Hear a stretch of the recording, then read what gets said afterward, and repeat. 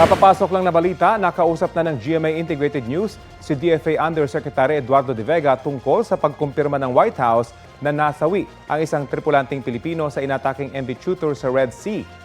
Sabi ni Yusek De Vega, hanggat hindi pa nakikita ang kanyang katawan ay hindi pa sila makapagbibigay ng kumpirmasyon.